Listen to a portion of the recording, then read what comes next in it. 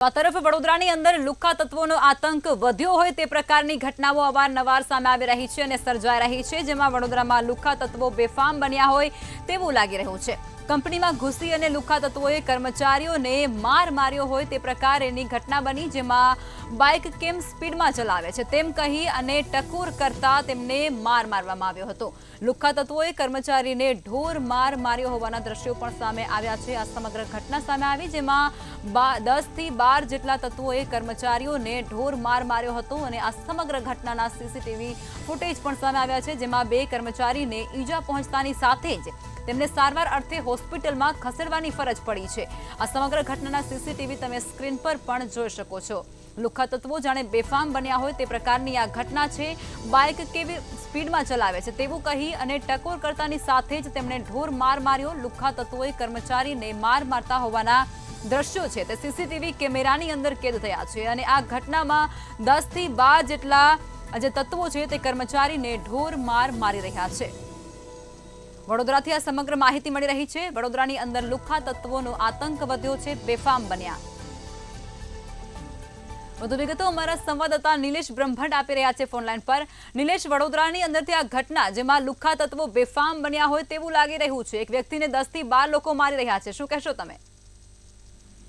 જી, સંસ્કારી નગરી ગણાતી વડોદરા શહેર હવે ગુંડા નગરી તરીકે થોડાક જ દિવસ બાદ ઉપનામ મળે તો નવાઈ નહીં। વડોદરા શહેરમાં ગુંડાઓનો આતંક દિવસે દિવસે વધી રહ્યો છે।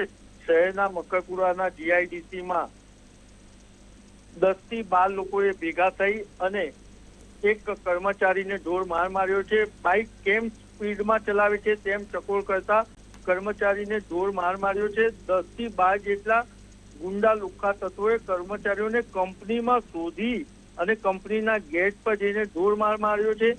2 કર્મચારીને ઈજા પહોંચતા ખાનગી હોસ્પિટલમાં સારવાર માટે ખસેડ્યા છે અને આ સમગ્ર કિસ્સાના સીસીટીવી ફૂટેજ સામે આવ્યા બાદ પણ માજલપુર પોલીસ હજુ કુંભકર્ણની નિંદ્રામાં હોય તેમ જણાઈ રહ્યું છે। માજલપુર પોલીસ કાયદો અને વ્યવસ્થા જાળવવામાં નિષ્ફળ નીવડી છે। મહત્વની બાબત એ છે કે એક દિવસ અગાઉ જ ગંજેરી ચરતી યુવતીએ એક્સિડન્ટ કરી અને લાપતા ફરાર થઈ ગઈ હતી। હજુ પણ મંતવ્યના અહેવાલ બાદ પણ ડીસીપી જોલી પૂછ્યા હોય કે પીઆઈ હોય, એ હજુ કુંભકર્ણની નિંદ્રામાં સુધા છે। પોલીસ માત્ર ને માત્ર ગૃહ રાજ્યમંત્રી હર્ષ સંઘવી આવે છે ત્યારે એમનો ચુસ્ત બંદોબસ્ત ગોઠવે છે, પરંતુ નાગરિકોની સુરક્ષાની કઈ પડી નથી। ગૃહ મંત્રી હર્ષ સંઘવીને પણ ઉઠા બનાવતા હોવાનું જણાય છે।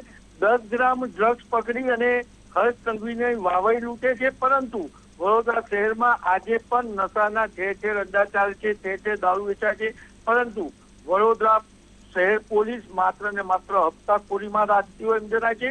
એટલે કહી શકાય કે સંસ્કારી નગરી હવે ગુંડાગીરીની નગરી બનતી હોય તેમ માલુમ પડે છે। જી, તમામ જાણકારી આપવા બદલ આપનો આભાર નિલેશ। તો વડોદરાથી આ સમાચાર સામે આવી રહ્યા છે। વડોદરાની અંદર લુખ્ખા તત્વો જાણે બેફામ બન્યા હોય, તેમને પોલીસનો કોઈ ડર ન હોય તે પ્રકારની ઘટના બની।